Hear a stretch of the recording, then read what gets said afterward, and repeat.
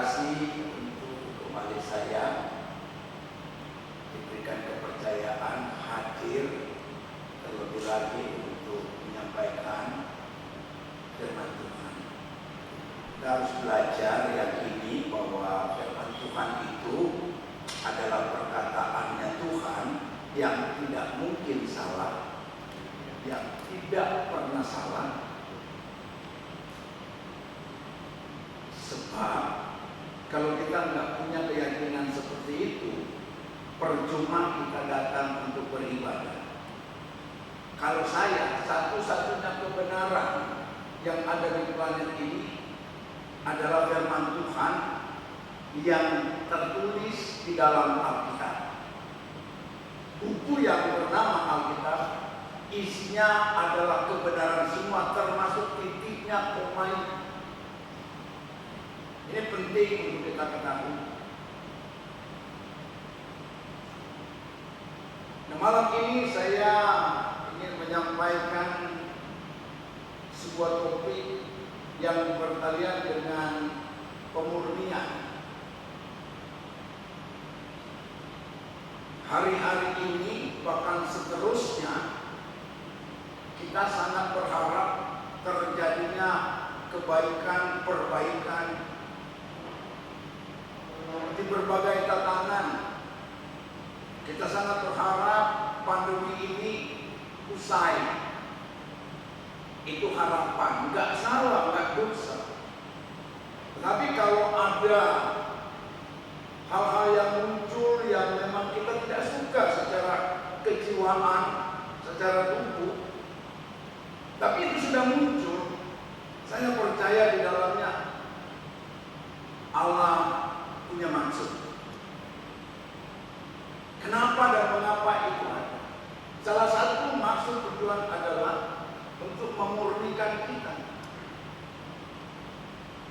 Mari kita membaca firman Tuhan yang diambil dari kitab Nabi Yesaya pasal 48 ayat yang ke-10.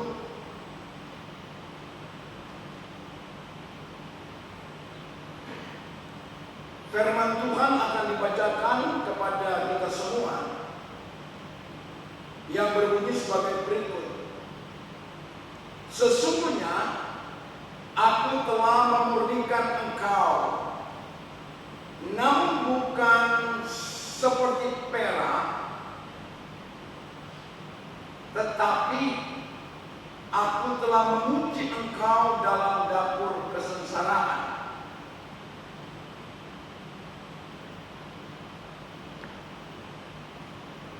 Dalam bacaan ini kita temukan ada 4 kata yang menurut saya cukup penting untuk kita sebagai orang percaya ketahui bersama.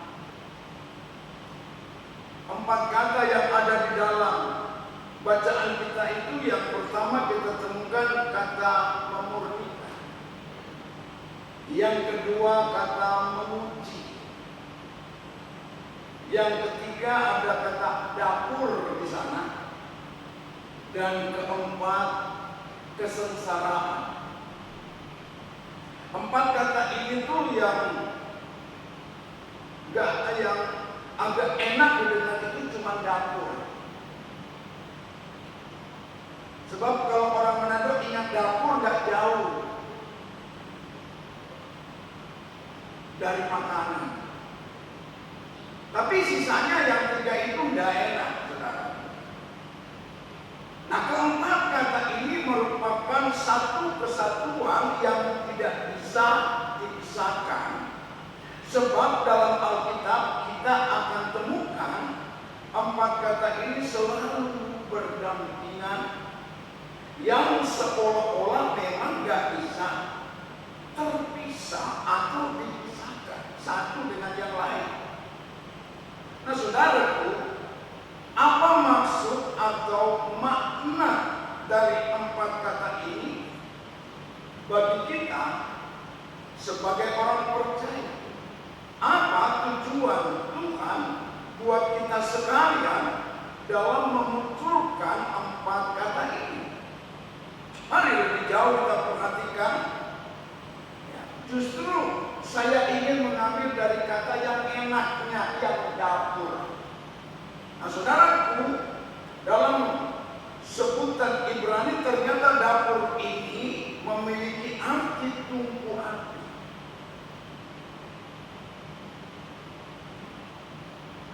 Tidak seperti bayangan kita dapur-dapur di rumah yang sudah modern. Rumah modern itu ada dapur kering, ada dapur basah. Nah, dapur di sini itu dalam sebutan Ibrani mengandung arti tungku api. Nah, ternyata di dalam sebutan tungku api itu juga kembali mengandung arti di dalamnya ada yang namanya kesengsaraan. Bahasa Ibrani kalau saudara pengen tahu itu terdiri 3 huruf KUR, tungku api. Nah di dalam KUR itu atau kur itu mengandung juga arti kesengsaraan, dan kata ini diambil juga dari Ibrani yang memiliki sebutan ani. ANIJ, ani, yang artinya lembah kekelaman. Arti lain juga keadaan serba sulit. Arti lain lagi dari ani itu adalah penderitaan. Dan juga arti lainnya adalah kekurangan. Saya percaya kita semua masih normal, amin. Kalau kita mengaku kita normal, kita tidak suka semuanya ini, penderitaan, kekurangan, keadaan serba sulit, lembah kekelaman. Namun Bapak Ibu, ternyata ada hal yang perlu kita ketahui, bahwa Tuhan itu punya berbagai macam cara, punya berbagai metode dalam memurnikan umatnya, yaitu kita jika masih mengaku sebagai umat Tuhan. Terlepas kita suka atau kita tidak suka, tetap saja saudaraku, Tuhan akan melakukan, karena ini ternyata sudah menjadi bukan satu-satunya cara, melainkan sudah menjadi salah satu cara Tuhan dengan maksud tujuan memurnikan kita. Apakah kita itu cuma sekedar pengikut yang ikut-ikut meramaikan, ataukah kita itu cuma asal ikut hadir di gereja, dan ini banyak yang seperti itu. Atau memang kita ini pengikut sejati. Artinya benar-benar yang terbangun dan yang dibangun adalah sebuah keseriusan. Apapun yang terjadi, jangan cuma nyanyi. Apapun yang terjadi dalam hidupku ini, terus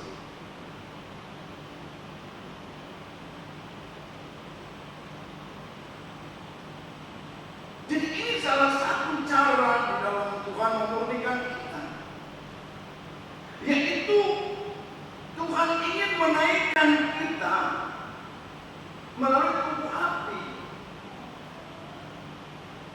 Kita ditempatkan di tungku api. Tuhan izinkan kita berada di atas tungku api.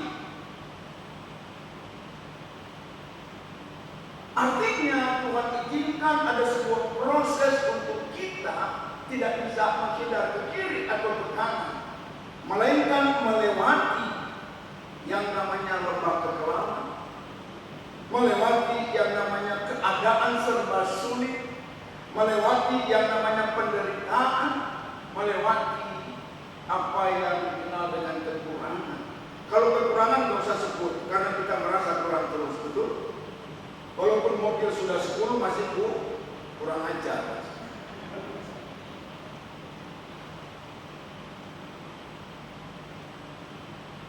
Nah, saudaraku, ini Tuhan lakukan bukan kepada atau saudaraku, bagi mereka yang sekedar hanya ikut-ikutan, melainkan Tuhan lakukan ini kepada mereka yang serius, yang sungguh-sungguh sebagai pengikut Tuhan. Mereka yang serius ikut Tuhan, maka Tuhan bawa melalui sebuah proses di mana mereka akan ditaruh di atas tungku api untuk melewati satu keadaan, melewati satu situasi yang nampak tidak enak, saudara, secara badan, yang nampak tidak enak secara jiwani. Namun ini bukan untuk selamanya, melainkan hanya bersifat sementara agar kita menjadi pribadi-pribadi yang bukan kita saja yang berkata, kami bangga memiliki Allah sepertimu, tetapi surga pun berani berkata, aku Tuhan bangga punya umat yang seperti ini. Tuhan katakan itu kepada Ayub, Tuhan katakan itu kepada Yesus, inilah anak yang kukasihi. Artinya mereka yang tidak pernah mundur selangkah ketika mereka harus lewati sebuah proses, ditempatkan, ditaruh di atas tungku api. Itu mereka seperti dibiarkan Tuhan berada dalam satu situasi serba sulit, dalam kekurangan, masuk dalam penderitaan, yaitu lembah kekelaman. Mereka yang serius ikut Tuhan, maka Tuhan bawa mereka melalui sebuah proses di mana mereka akan ditaruh di atas tungku api untuk melewati keadaan serta situasi yang sesungguhnya tidak enak. Saudaraku, di dalam dunia kekristenan ada banyak ajaran dan atau pengajaran yang sangat penuh dengan variasi, yang oleh saya memiliki kacamata positif sah-sah saja. Seperti contoh saudaraku yang saya maksud, ada yang menyampaikan ajaran bahwa kalau ikut Tuhan itu nanti semuanya enak. Artinya saudaraku, dikatakan semuanya itu enak, semua akan baik-baik saja, ada di dalam Alkitab. Kalau nanti ikut Tuhan, ada yang katakan yang susah nanti dihibur, betul ada. Yang miskin bisa jadi kaya. Tidak harus, tidak tapi bisa jadi kaya. Salah apa benar? Benar, ada. Kita akan suka nyanyi lagu itu kan?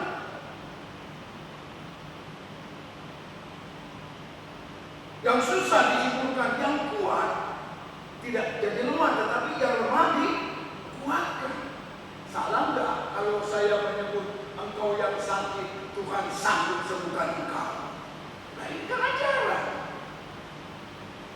Tidak ada salah, tetapi ada juga yang mengajarkan, yang menyampaikan untuk kita paham bahwa firman Tuhan tidak hanya mengajarkan yang enak-enak. Bahayanya kita terlalu terbuai dalam situasi itu. Tapi ada juga yang Tuhan izinkan, seperti malam ini saya sampaikan, Tuhan punya maksud loh kalau mengizinkan kita lewat satu keadaan lembah kekelaman serba sulit. Saya pikir jadi pendeta itu nggak sulit, ternyata pendeta jauh lebih sulit daripada jemaat.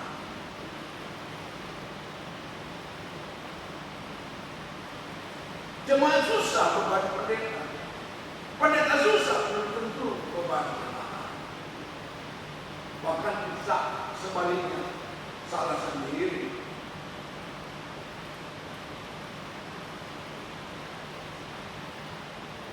Ada yang mengajarkan bahwa ikut Tuhan semua akan baik-baik saja, seperti lagu yang kita. Semua akan baik-baik saja, katanya itu. Itu nggak salah. Dan saya juga berharap hidup ini akan baik-baik saja. Walaupun ternyata tidak baik-baik saja.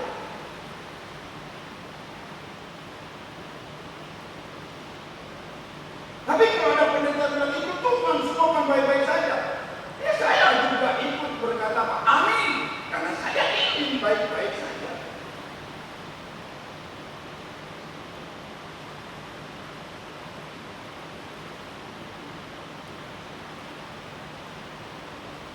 Coba kita melihat Mazmur 23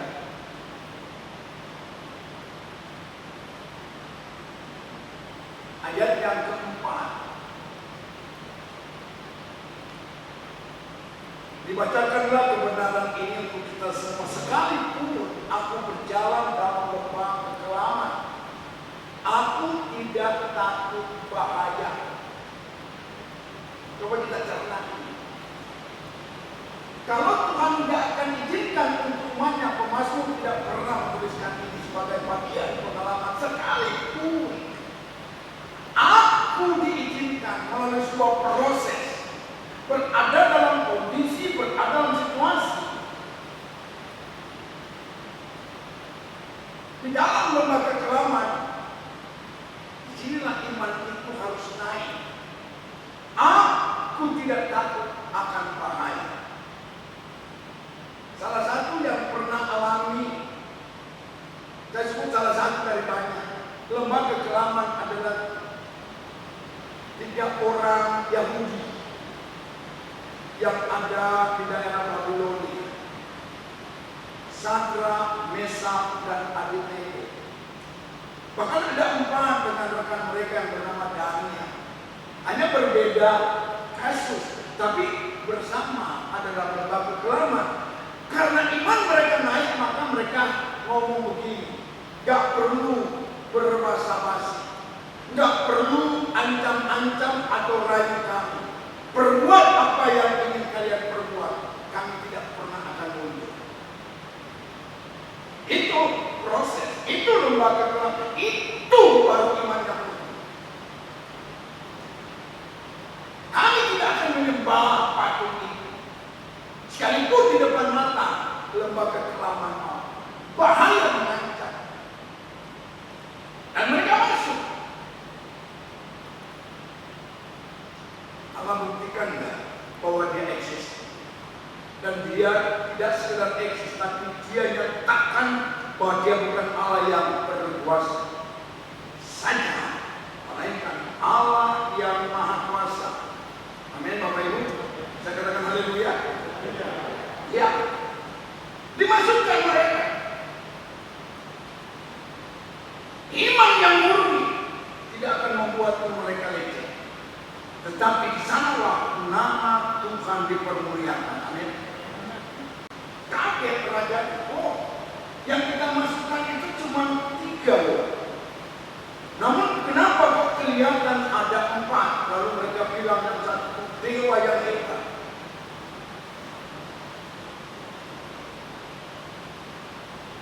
Sekalipun aku berjalan dalam lembah kekelaman, aku tidak takut bahaya. Kenapa? Sebab engkau apa? Nah ini penting. Saya masih ingat dulu, saya lagi semangat ibadah, saya pernah mendengar khotbahnya seorang pendeta yang namanya Sukroni pernah berkata begini di statementnya, saya lebih rela ada di neraka ketimbang di sorga.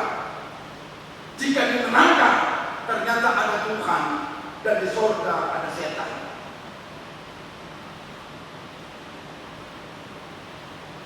Artinya di mana kita diizinkan Tuhan, tidak perlu kita takut. Kalau ada Tuhan beserta kita, maka selanjutnya dikatakan gadamu dan tongkatmu itulah yang apa? Menghibur aku. Itulah yang menghibur aku. Di setiap tempat di mana Yusuf diizinkan Tuhan ada di atas tungku api, dia tidak pernah takut bahaya. Karena Alkitab selalu mencatat Tuhan menyertai Yusuf. Dan atas pernyataan Tuhan itulah dia ada di dalam sumur, dia ada di dalam penjara, saudaraku. Tidak akan membuat dia putus asa. dari penjara Tuhan angkat setinggi mungkin. Saudara, kita tidak pernah akan naik kalau kita tidak siap dan tidak rela untuk hidup kita ini bagaikan doang yang ada di atas Tuhan.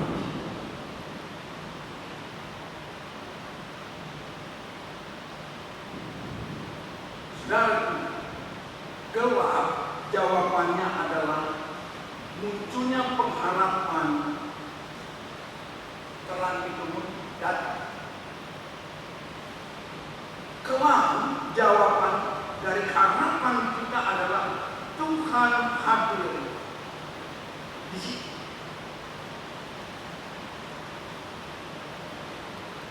Sebab waktu Tuhan hadir, kemuliaannya pasti nyata. Kemuliaan nyata itu berarti kelam hanya lenyap, bukan karena terang hadir. Kalau gelap terang hadir, lenyaplah gelap itu. Tapi untuk kelam, dia tidak sekedar butuh terang, tapi butuh kemuliaan itu. Kelam itu akan lenyap jika ada kemuliaan itu. Nah, saudaraku, pada zaman pemazmur itu hidup, yaitu zaman dahulu kala, bukan zaman modern ini. Dikatakan saudara bahwa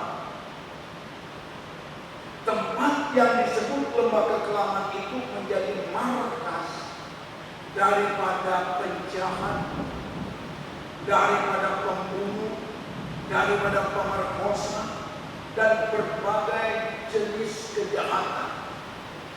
Itu namanya, saudaraku, dikatakan oleh Mazmur adalah lembah kekelaman.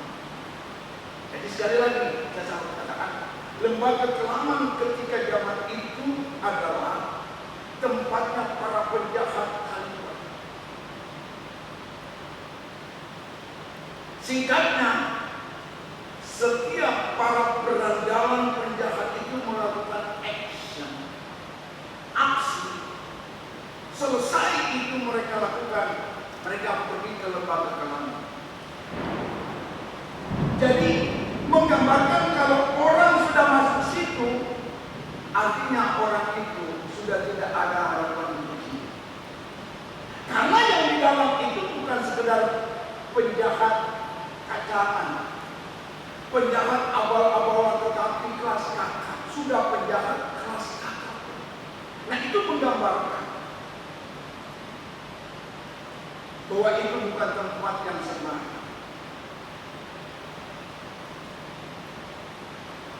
Oleh karenanya, kenapa pemazmur berani berkata dengan lantang bahwa sekalipun aku masuk dalam lembah kekelaman, sungguh tidak membuat aku takut, sebab ada Tuhan beserta aku.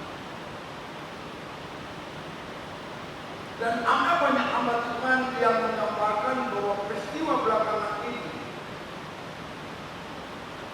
masuk dalam sebuah kategori pengelompokan.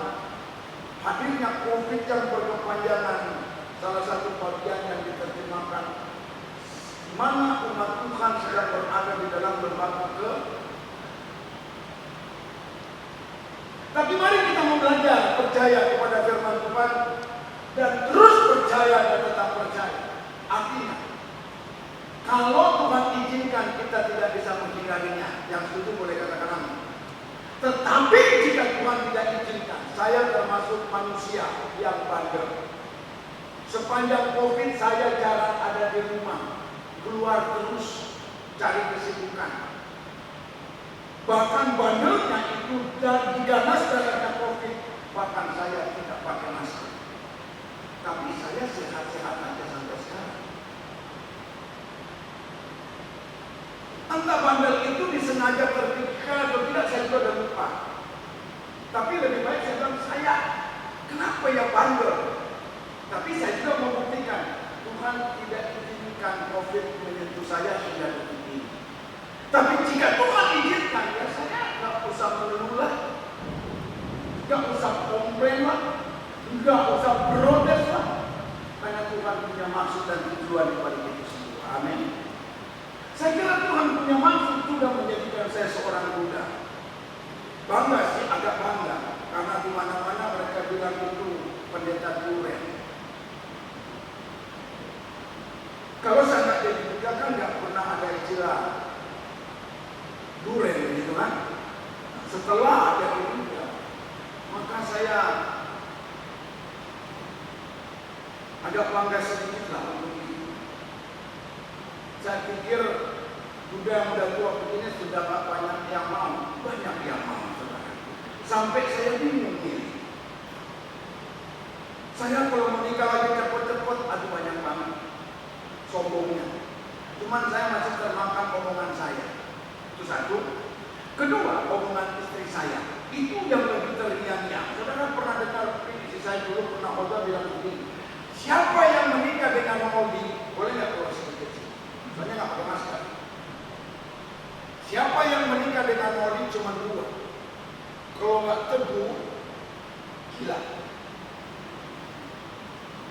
Dan istri pertama saya berkata, puji Tuhan, saya bisa teguh menikah dengan Maudi. Saya bisa kokoh.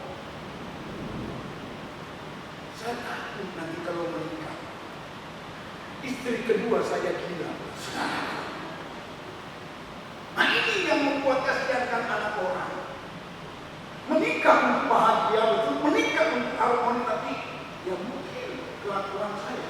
Kenapa saya harus begitu? Saudara pikir pendeta itu lalu jadi pendeta lalu nggak bandel?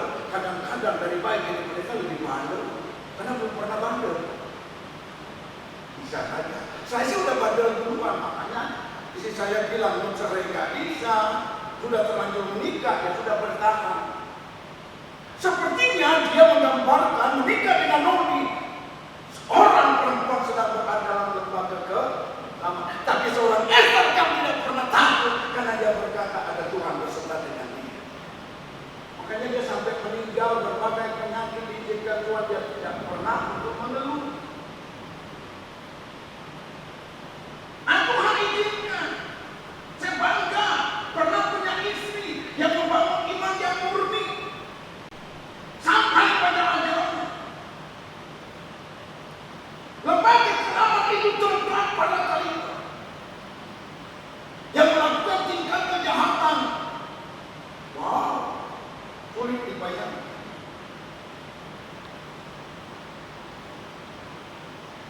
Setiap para berandalan selesai melakukan tindakan kejahatan, mereka akan lari dan bersembunyi di tempat yang bernama lembah kekelaman. Oleh karenanya siapa saja yang masuk dalam lembah kekelaman itu paling tidak akan mengalami dua hal, yaitu keadaan tanpa harapan. Sebab ketika seorang masuk area lembah kekelaman itu, maka dapat dikatakan selesailah sudah orang itu. Tamatlah riwayat kami. Karena disitulah kumpul para penjahat yang begitu sadis. Dan kedua, tempat itu memang betul-betul tidak ada cahaya sama sekali. Tidak ada cahaya sama sekali. Jadi begitu kita masuk, kita bingung mau jalan arah mana. Arah mana yang betul tidak ada pegangan, tidak bisa lihat sekarang ruang yang dalam. Saudara menggambarkan kelam itu seperti orang mati. Orang mati itu mata tertutup. Mata tertutup masukin dalam peti. Masukin dalam peti, dimasukin lagi dalam tanah. Lalu ditipu. Nah, seperti itulah gambaran kelam. Kalau cuma gelap, matikan dia. Jadi gelap. Tapi begitu kita munculkan satu buah lilin, sirna semua kegelapan itu. Tapi untuk kelam, dia cuma bisa dikalahkan oleh kemuliaan atau kehadiran Tuhan dengan kemuliaan. Makanya pemazmur berkata, aku tidak pernah takut bahaya karena Tuhan beserta. Saudara punya Tuhan yang berkata begini, sekali-kali aku tidak pernah meninggalkan dan membiarkan engkau. Amin. Ibrani 13 ayat yang ke-5. Dan saudara tahu sebelum Yesus itu lahir, malaikat datang kepada kedua orang tuanya dan berkata begini, nanti kelak anak itu lahir beri dia nama Yesus, yang artinya juru selamat. Yang kedua, beri dia nama Immanuel. Artinya apa? Siapa yang menjadi umatnya, aku tidak pernah meninggalkan dan membiarkan. Ini yang harus terbangun di tengah masa sulit apapun, di tengah kesulitan apapun. Saudaraku, sekali-kali kita punya Tuhan yang tidak pernah meninggalkan dan membiarkan. Tunggu api hanya untuk memurnikan saudara dan saya. Apapun yang hilang, Tuhan sanggup untuk mengembalikannya. Amin. Saya bahkan berani berkata, apa itu karena kelalaian, kesalahan kita? Asal kita masih mau diperbaiki, atau tanpa kelalaian dan kesalahan kita, Tuhan izinkan hilang, Tuhan sanggup untuk mengembalikannya. Katakan amin. Tuhan izinkan Ayub hilang semua, betul? Semua hilang. Kesehatan hilang, keluarga hilang, harta benda hilang sekejap. Tapi itu membuktikan aku Tuhan sanggup. Ketika engkau ada dalam jalanku, ketika engkau ada dalam rancanganku, rancanganku bukan rancangan kecelakaan, walaupun engkau berada dalam kecelakaan ketika ini. Tapi engkau tidak mencelaka. Aku izinkan ini hanya untuk membuktikan tiada Allah yang seperti engkau. Kalau aku di pihakmu, tidak ada lawan yang sanggup untuk menghancurkan engkau. Sekalipun engkau dalam keadaan sekarang, Ayub itu sekarang. Tapi disitulah teruji kemurnian seorang Ayub di dalam mengiringi Tuhan. Harapan satu-satunya sebagai manusia adalah sang istri, karena itu penolong. Benar apa betul? Dia adalah penolong. Tapi sang penolong datang dan berkata begini, masihkah engkau setia kepada Tuhanmu? Masihkah engkau bertahan dengan imanmu kepada Tuhanmu? Keadaan sudah begini. Ayub bilang, bicaramu seperti apa? Lebih baik kau mati saja. Kutukilah alam dan matilah kau. Kayaknya ini istri sudah gak tahan karena dia terikat dengan apa? Ikatan perjanjian nikah. Sementara punya suami cari nikah, gak bisa, sakit-sakitan. Lebih baik dia mati. Karena dengan dia mati aku bebas cari yang baru. Karena yang lama sudah berlalu. Bisa muncul yang baru. Kira-kira ini istri yang bijaksana? Enggak, itu istri yang bijaksini. Enggak bijaksana, bijaksini mau menang dede. Tapi Ayub berkata apa? Jangan kita hanya mau menerima yang baik dari Tuhan, tapi tidak mau menerima yang buruk. Alkitab berkata dalam kesemuanya itu Ayub tidak berbuat kesalahan, karena dia tetap berkata, praise the Lord. Terpujilah Tuhan. Masihkah kita bisa seperti ini? Dalam keadaan yang sulit, berhentilah ngomel. Ini bukan bahasa Tuhan, tapi bahasa pendeta. Berhentilah ngomel. Bahasa Alkitab, berhentilah bersungut-sungut. Tapi mari kita selalu berkata begini, gunaikan syukur padamu Yesus, mengucap syukurlah di dalam segala hal, karena itu salah satu bagian daripada kehendak Tuhan dari setiap kita yang mengaku orang kuasa. Kalau mengeluh, saya terlalu banyak alasan juga untuk mengeluh. Mau bersungut, saya juga punya banyak alasan untuk bersungut. Lalu kita berkata, yang namanya aja manusia. Pendeta juga manusia. Yang bilang pendeta itu maunya siapa? Ya manusia. Tapi apakah kita selalu bersembunyi di balik kelemahan kita, kekurangan kita? Yang selalu berkata pendeta juga manusia, tapi belajar seperti Paulus yang berkata, lihatlah padaku dan ikutilah teladanku. Nampak sombong? No, karena dilanjutkan dengan kalimat ini, seperti aku melihat Yesus dan mengikuti teladanmu. Artinya, dalam penderitaan dia tidak pernah untuk mengeluh. Dia tahu tentang penderitaan, dalam kapal kedinginan, dipatok ular, dari kaya raya menjadi miskin, di penjara bukan karena merampok, di penjara karena bukan memperkosa, di penjara bukan karena korupsi, di penjara karena menyampaikan kabar sukacita. Tapi Paulus tidak pernah kapok, bahkan dia bilang penderitaan yang aku alami tidak seperti yang Kristus alami. Olehnya aku bilang, kenapa cambukan itu harus kurang satu, aku ingin sempurna dalam penderitaan. Makanya kalau kau membaca Filipi 1:29, aku senang sekali itu ayat yang berkata bahwa penderitaan itu adalah bagian karunia istimewa. Dia tidak hanya memberikan kita karunia untuk percaya kepadanya, tapi karunia untuk apa? Menderita. Rasul Petrus berkata, Rasul Petrus juga berkata, itu penderitaan sudah bagian daripada kita. Artinya kita sudah paham kalau Tuhan izinkan masuk di dalam lembah kekelaman. Tuhan izinkan kita berada atau hidup kita di atas bukit Allah. Karena itu memurnikan. Apakah saya harus berkhotbah? Saya sekarang berpikir, apakah saya harus berkhotbah untuk rame terus agar jemaat tertawa?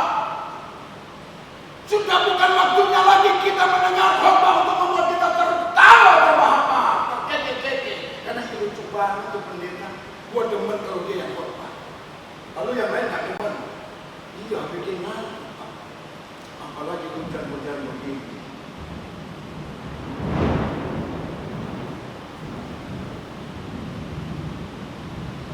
Kalau dulu saya berkhotbah, saya membaca segmen pasar daripada gereja agar kemudian saya diundang lagi.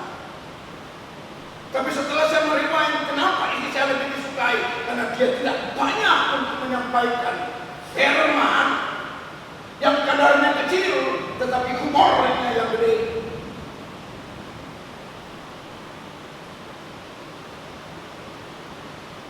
Saya kalau khotbah di Medan yang dirintis oleh seorang ibu gembala, jemaatnya cukup banyak, ribuan. Setiap saya mengkhotbah dikasih pesan, pendeta jangan banyak yang lucu-lucu, jangan ngomong yang dongeng-dongeng, jangan ngomong politik-politik, khotbah saja firman Tuhan. Jemaat boleh tidak suka dengan pendeta, yang penting Tuhan suka dengan pendeta. Kadang jemaat lebih suka pendeta karena lucu khotbah, tapi mereka jadi tidak suka dengan Tuhan. Sebab yang serius cuma berasal dari Tuhan. Amin. Yang benar cuma berasal dari Tuhan. Yang baik cuma berasal dari Tuhan. Ibrani bilang begitu. Semua yang baik not from the earth, but from the heaven. Amin.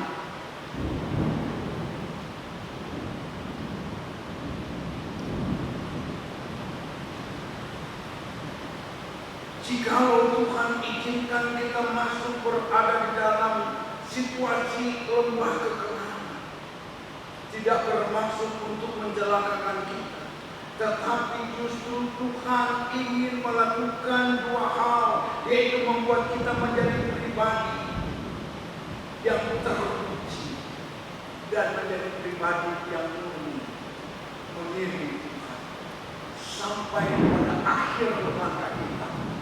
Finishing well.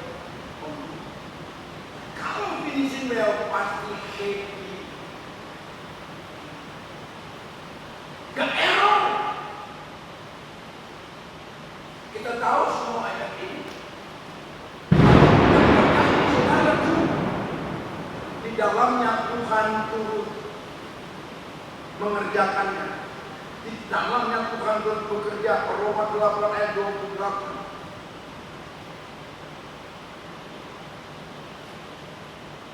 Saudaraku yang dikasihi oleh Tuhan,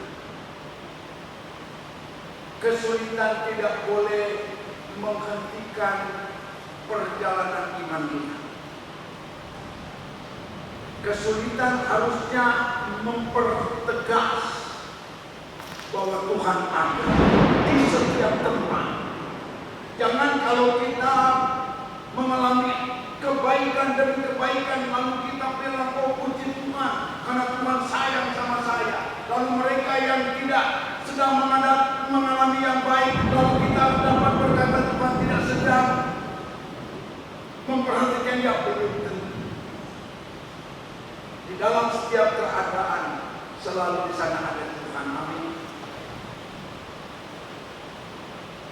Rasanya saya berkhotbah di sini mengenai hal, saudara, masalah itu telah Tuhan hadirkan sebagai soko guru untuk memberikan pendidikan yang lebih berarti ketimbang sekedar belajar. Masalah yang Tuhan izinkan adalah sebagai pahlawan yang luar biasa. Saudara tidak pernah mungkin seperti ini tanpa masalah. Masalah itu bagaikan pahlawan yang bekerja tidak pernah mengenal waktu. Makanya jangan pernah engkau berseteru dengan masalah, hancur engkau. Saya masih ingat khotbah itu, saya pernah khotbah di Pasutri di sini. Jadikan masalah itu kawanmu, teman baikmu, sahabat baikmu, maka dia akan bekerja untuk engkau. Lewat masalah, kita yang di bawah diangkat, kita menjadi naik di atas. Betul? Ada contoh nggak? Yusuf. Dia tidak pernah berseteru dengan masalah, melainkan dia bersahabat karib dengan masalah. Dan masalah membawa dia naik. Tanpa masalah, Yusuf tidak pernah menjadi perdana menteri. Memang nyebelin kalau saya jadi Yusuf. Bayangkan kalau ketemu dengan ibu perempuan yang model istri Potifar atau yang terhormat, yang dihormati sebagai bapak Potifar. Coba bayangkan. Yusuf bayangkan dia menghindari saudara. Dibujuk merayu sana sini, dia tidak hiraukan. Dan melalui itu dia difitnah. Dia berbuat benar, dia dapat fitnah dan harus masuk dalam penjara. Saya tanya, ini adil? Tidak adil. Menurut Yusuf bahkan dia tidak diadili, langsung masuk. Belasan tahun tidak pernah diproses perkaranya di meja pengadilan. Itu dia ungkapkan kepada juru roti dan juru minum. Nanti kalau kalian lolos, kalau kalian dibebaskan, jangan lupa beritahu tentang keadaan. Orang bukan berbuat baik, tapi berbuat benar. Jadi jangan mimpi Bapak Ibu. Ketaatan kesetiaanmu dalam melakukan kebenaran, lalu engkau tidak akan jumpa dengan ini. Engkau tidak pernah akan terurus. Engkau tidak pernah akan mau. Tapi Tuhan izinkan hanya membuat kita bukan turun tapi naik. Kata semakin naik menjadikan kita bukan di bawah di atas. Itu tidak terjadi secara langsung dalam keadaan yang tanpa kesulitan. No. Kalau Yesus aja menderita, rasul-rasul menderita, masa kita mau senang. Tapi syukur sih kalau memang Tuhan tidak izinkan sampai mati. Amin. Saya juga pengen. Aku juga mau.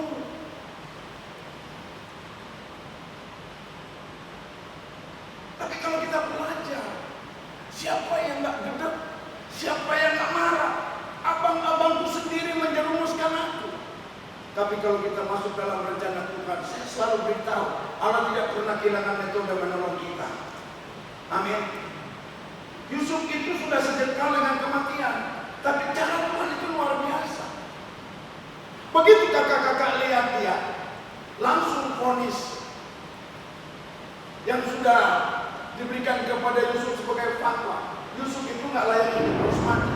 Jadi begitu mereka lihat pemimpin datang, saatnya dia harus mati. Yusuf nggak dengar, tapi kalau dengar ngeri nggak dengarnya. Bukan cuma satu kakak loh, 10. Tapi cara Tuhan, di tengah-tengah 10 kakaknya ada yang bilang begini, saya setuju Yusuf mati. Cuman saya nggak setuju kalau lewat tangan kita. Lalu gimana dong? Mari kita cari tempat biar Yusuf mati sendiri. Ditemukanlah sumur, betul? Masukkan dia dalam sumur. Nanti mati, lambat atau cepat mati, panas terus atau hujan sekaligus dia mati kalau di situ. Yang penting bukan kita yang membunuh dia. Kalau ayah tanya, nggak tahu siapa suruh ayah suruh nyusul kita nggak tahu. Nyasar kali ya, tinggal arah sama gampang, semuanya jadi profesor. Saudara jadi Yusuf enak nggak dimasukin di sumur lalu ditinggalin? Tapi Alkitab bilang dia di sumur, dia di lembah kekelaman. Tuhan banyak, itu penting. Paling nggak Yusuf tidak mati hari itu, betul? Paling tidak Yusuf kematiannya tertunda. Artinya ketika kematian itu tertunda, masih ada harapan untuk hari esok. Amin, saudaraku.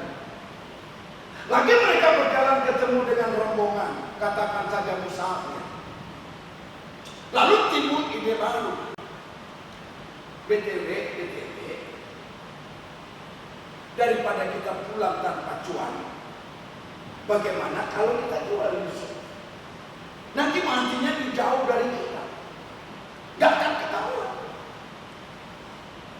Sini saya belajar untuk mengerti, Tuhan punya cara mengangkat orang memang gak enak. Tapi itu cara Tuhan yang gak boleh kita hindari. Boleh juga, brilian dia punya ide. Ayo, balik lagi, angkat Yusuf. Tambah lama matinya, betul? Akhirnya Yusuf gak mati.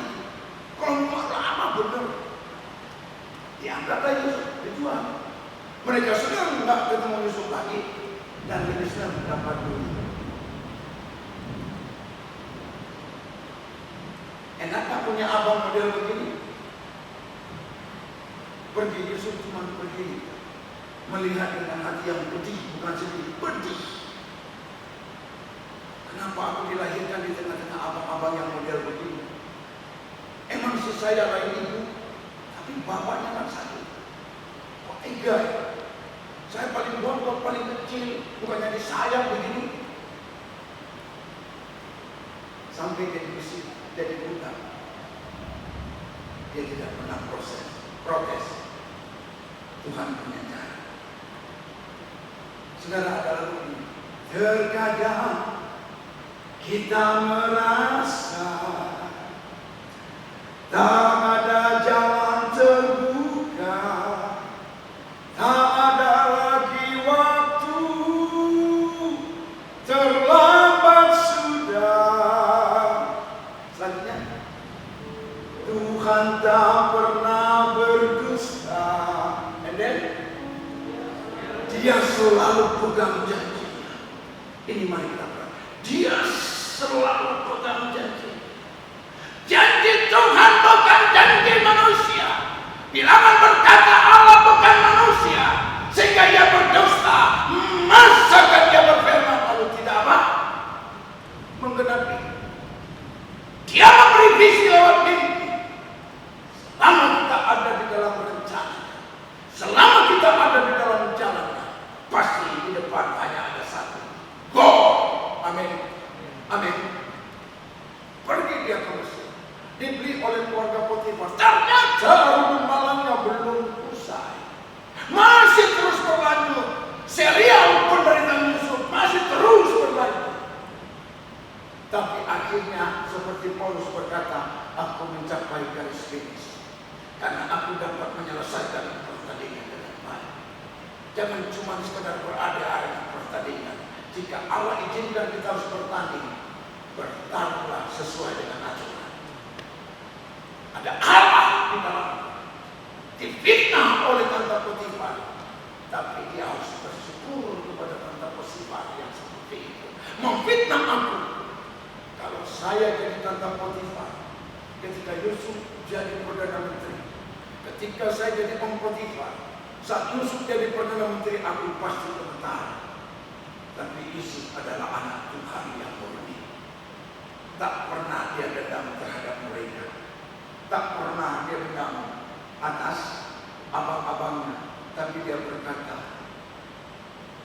dan boleh mereka yang jahat itu ada.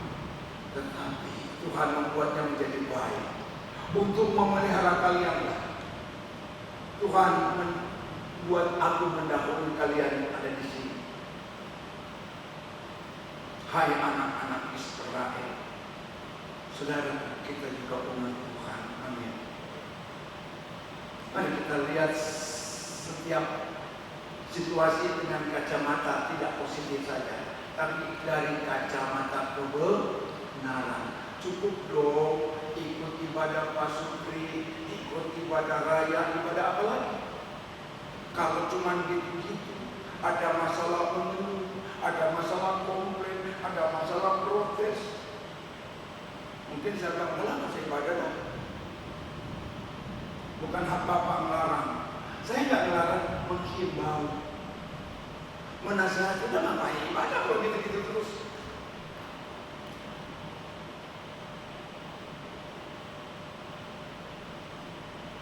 Cara Tuhan menyertai kita.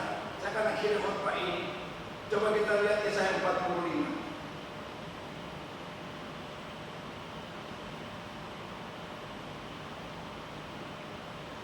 Yesaya 45, coba perhatikan ayat yang kedua.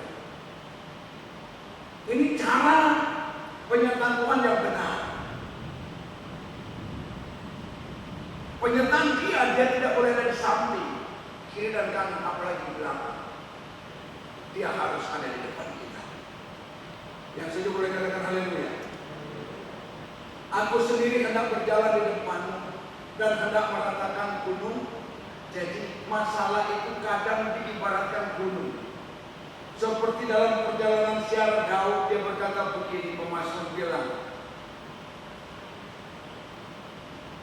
saat aku melayangkan pandanganku ke gunung-gunung, maka bertanyalah aku dari mana datang pertolongan. Dia sedang hopeless. Dia sedang goyah. Namun ini pelajaran kita, siapa saja boleh goyah, tapi jangan terus kita digoyahkan oleh masalah. Amin. Cepat bangkit, cepat sadar, dan dia sadar berkata, oke, I know pertolonganku datang dari Tuhan yang menjadikan langit dan kalau sudah sampai sulit, artinya sudah bukan wilayah kita. Izinkan Tuhan berjalan di depan, maka gunung-gunung masalahmu akan diratakannya. Katakan haleluya. Kalau Tuhan berjalan di depan, dia akan memecahkan segala pintu-pintu. Sekali bertembak sekalipun yang menutupi sehingga berkat tidak datang, dia sangat pecahkan semuanya. Kalau Tuhan berjalan di depan, apapun yang menjadi penghalang, namanya manusia hidup, ada halangan, ada rintangan, betul? Tapi seperti apa halangan yang merintangi kita? Tuhan sanggup untuk apa, saudara? Dikatakan dan hendak mematahkan palang-palang besi. Kalau itu sirna, lihat ayat yang ketiga. Ayatnya yang ketiga, coba perhatikan baik. Aku akan memberikan kepadamu harta benda yang terpendam dan harta kekayaan yang tersembunyi. Tujuannya untuk apa? Supaya engkau tahu, bahasa lain supaya engkau sadar sesadar-sadarnya bahwa di kolong langit ini tidak ada Allah yang lain kecuali Allah Tuhan Allah Israel, Allah penguasa langit dan bumi, Allah yang menjadikan langit dan bumi. Yang memanggil engkau, yang panggil kita, saya kira bukan GPDI, menjadi pengikut Kristus. Kita digembalakan lewat GPDI. Tapi yang memanggil kita, Alkitab bilang, kalau bukan Bapa yang menarik. Jadi saudaraku, sama dengan yang dipanggil kita adalah Tuhan. Kalau Tuhan panggil, dia tanggung jawab, katakan amin. Tapi biarkanlah dia menyertai kita. Artinya, dia ada di depan kita. Ketika dia berjalan, sebenarnya berujung pada berkat yang tersembunyi, yang belum pernah kita ketahui. Maka ada yang berkata begini, apa yang belum pernah dilihat oleh mata, apa yang belum pernah didengar oleh telinga, itu Tuhan sediakan bagi mereka yang mengasihi. Kata mengasihi dia itu artinya bagi mereka yang menempatkan Tuhan di atas segala-galanya. Yang menempatkan Tuhan secara the right man of the right place. Percuma Tuhan ada dalam bahtera hidupmu. Percuma Tuhan ada dalam bahtera rumah tanggamu. Percuma Tuhan ada dalam bahtera pekerjaan usahamu kalau dia hanya tertidur seperti cerita perahu di Danau Galilea. Dia menjadi Allah yang tidak pernah berfungsi karena tidak diberikan komando, tidak diberikan kepemimpinan nakoda terhadapnya. Dia menjadi Allah yang no facts. Ya dia nikmati saja.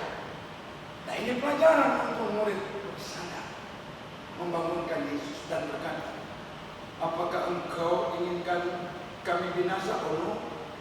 Tuhan panggil bukan untuk binasakan kita, tapi untuk selamatkan kita. Tuhan bangun. Ketika Tuhan bangun lalu dikasih, dia mengambil alih kepemimpinan itu, dia action. Ketika dia action, dengarkan baik dua kata ini, jangan dibalik. Dia tenang. Maka gelombang laut itu langsung apa?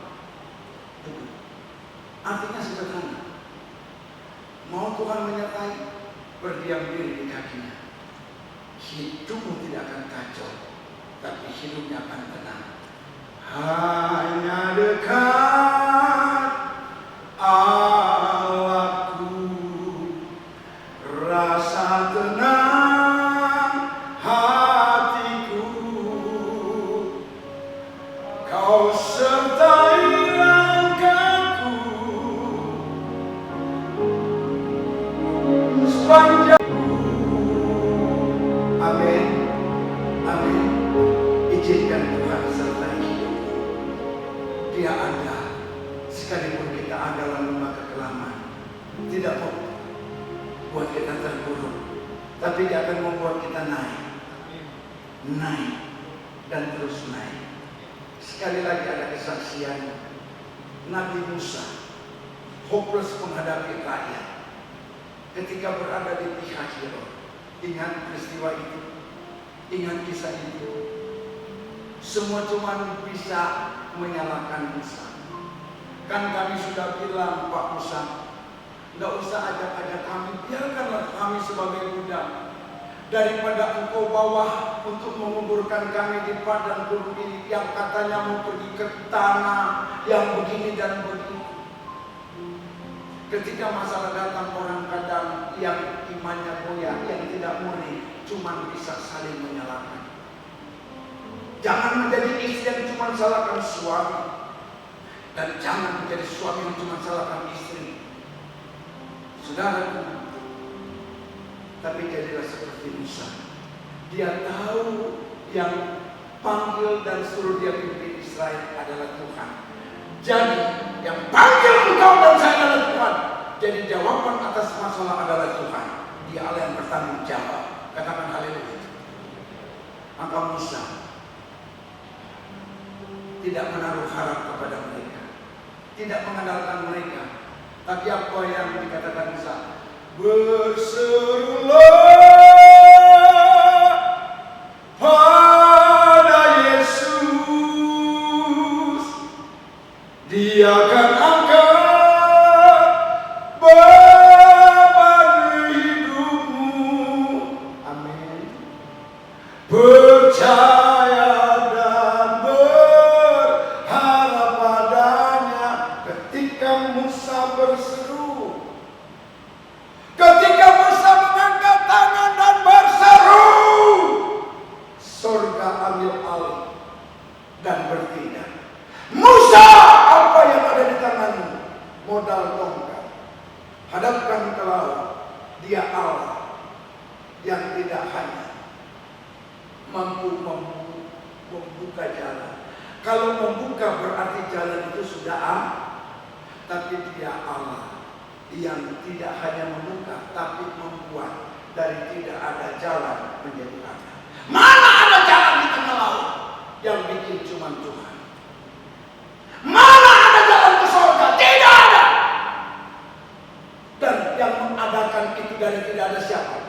Tuhan lewat Yesus yang berkata, I am the way and the.